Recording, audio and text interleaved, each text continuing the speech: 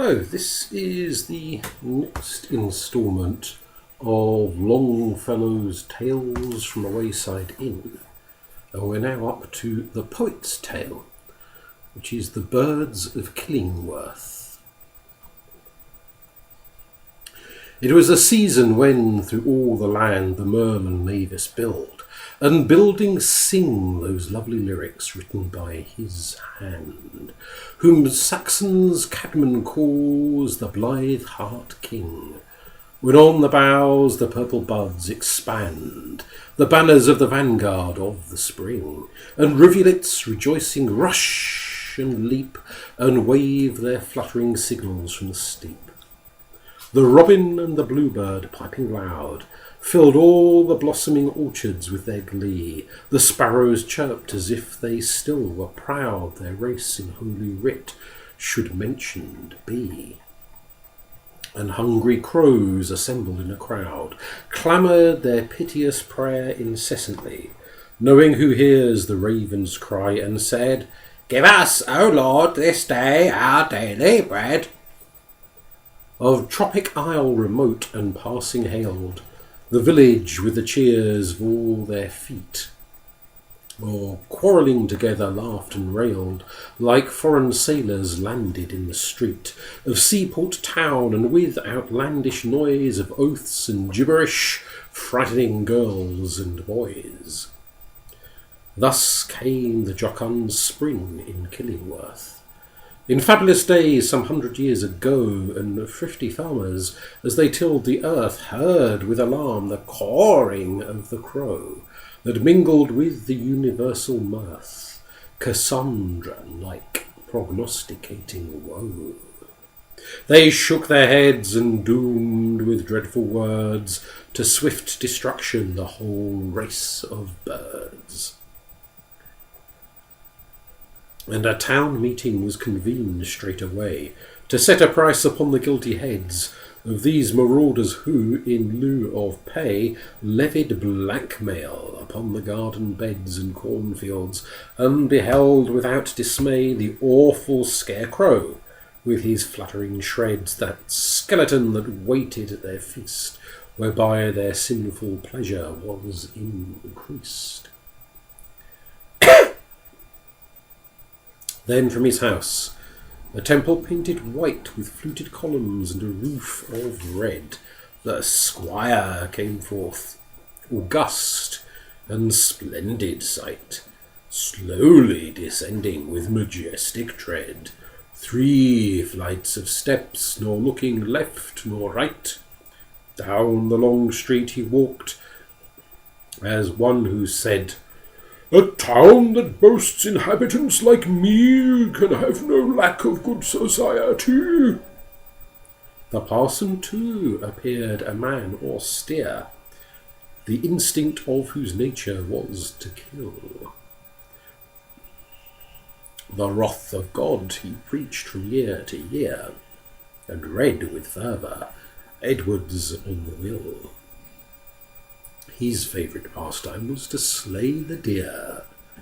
In summer on some Adirondack hill, ere now, while walking down the rural lane, he lopped the wayside lilies with his cane.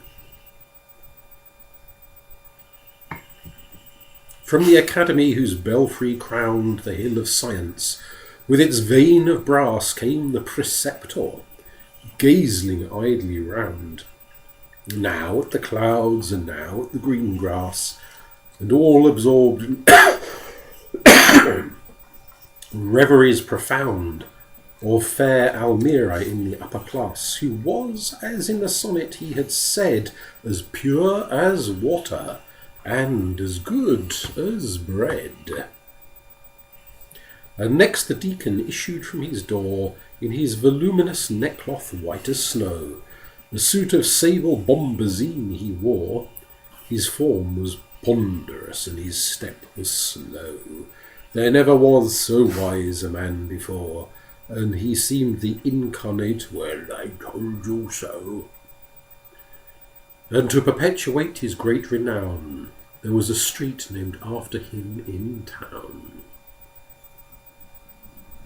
These came together in the new town hall. With sundry farmers from the region round, the squire presided, dignified and tall, his air impressive and his reasoning sound. Ill fared it with the birds, both great and small. Hardly a friend in all that crowd they found, but enemies enough, who every one charged them with all the crimes beneath the sun.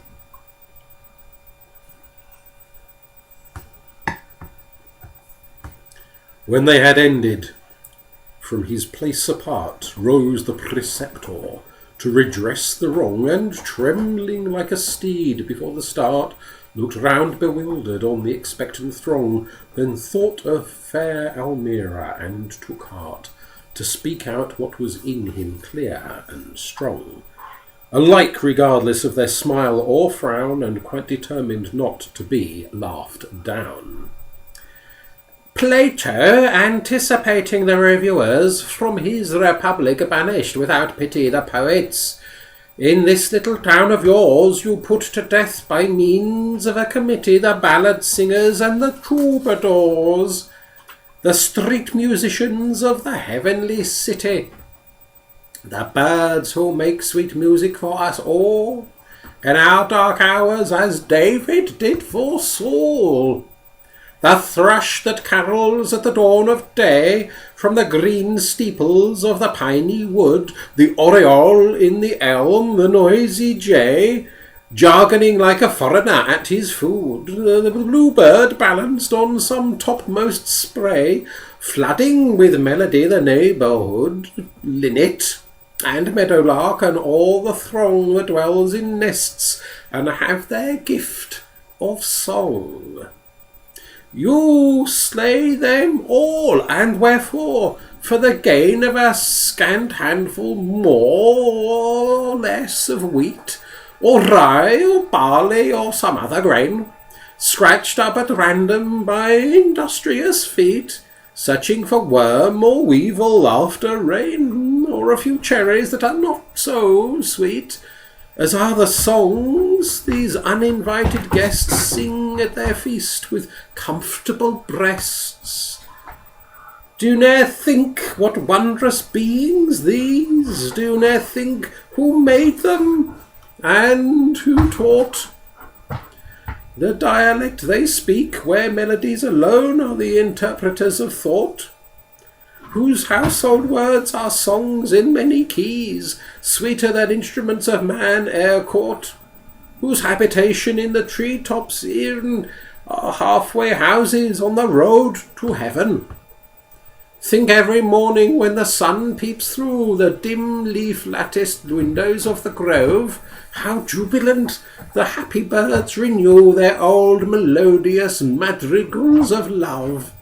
And when you think of this, remember too, 'tis always morning somewhere, and above the awakening continents from shore to shore, somewhere the birds are singing evermore.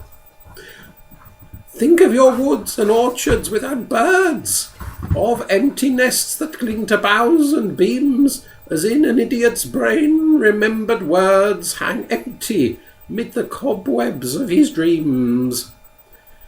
Will bleat of flocks or bellowing of herds make up for the lost music when your teams drag home the stingy harvest and no more the feathered gleaners follow to your door? What? Would you rather see the incessant stir of insects in the windrows of the hay, and hear the locusts and the grasshoppers their melancholy hurdy-gurdies play? Is this more pleasant to you than the whir of meadowlark and its sweet roundelay, or twitter of little fieldfares as you take your nooning in the shade of bush and brake? You call them thieves and pillagers, but no, they are the winged wardens of your farm, who from the cornfields drive the insidious foe, and from your harvests keep 100 harms, even the blackest of them all, the crow. renders good service as your man of arms, crushing the beetle in his coat of mail, and crying havoc on the slug and snail. How can I teach your children gentleness, and mercy to the weak, and reverence for life, which in its weakness or excess is still a gleam of God's omnipotence, or death, which seeming darkness is no less the self-same light, although averted hence, when by your laws, your actions, and your speech you contradict the very things I teach. With this he closed, and through the audience went a murmur, like the rustle of dead leaves. The farmer laughed and nodded, and some bent their yellow heads together like their sheaves. Men have no faith in fine-spun sentiment, who put their trust in bullocks and in beeves.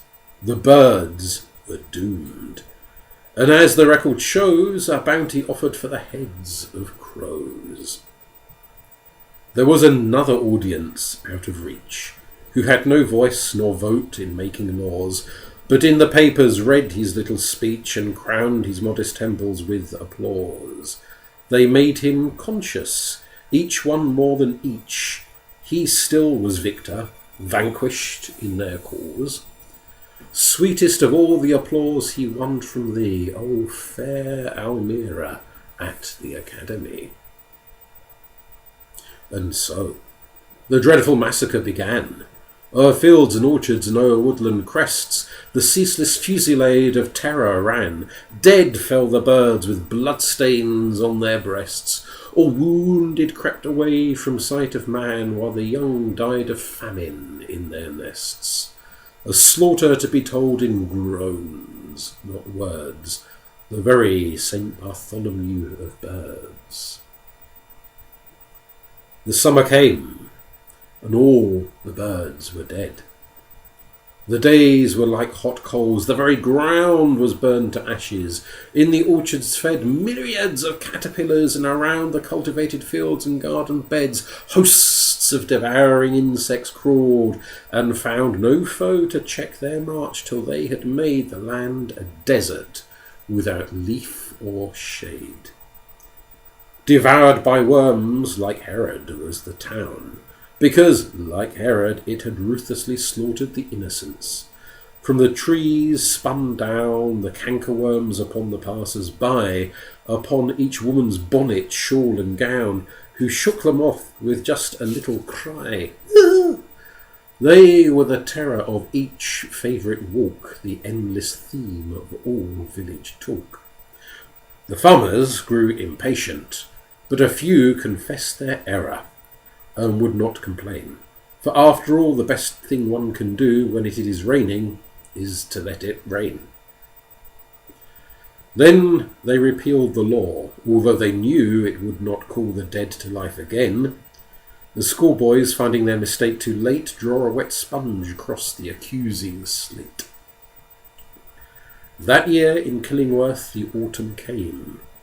Without the light of his majestic look, the wonder of the falling tongues of flame, the illumined pages of his doomsday book, a few lost leaves blushed crimson with their shame, and drowned themselves despairing in the brook, while the wild wind went moaning everywhere, lamenting the dead children of the air.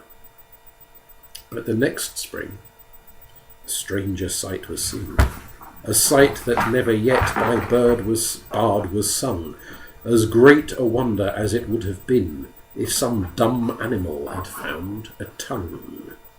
A waggon overarched with evergreen, upon whose boughs were wicker cages hung, as full of singing birds came down the street, filling the air with music wild and sweet. From all the country round these birds were brought, by order of the town with anxious quest, and loosened from their wicker prisons, sought in woods and fields and places they loved best, singing loud canticles which many thought were satires to the authorities addressed, while others, listening in green lanes, averred such lovely music never had been heard. But lither still and louder carolled they upon the morrow, for they seemed to know it was the fair Almira's wedding day, and everywhere around, above, below, when the preceptor bore his bride away, their songs burst forth in joyous overflow, and a new heaven bent over a new earth, amidst the sunny farms of Killingworth. The finale of this part, at any rate.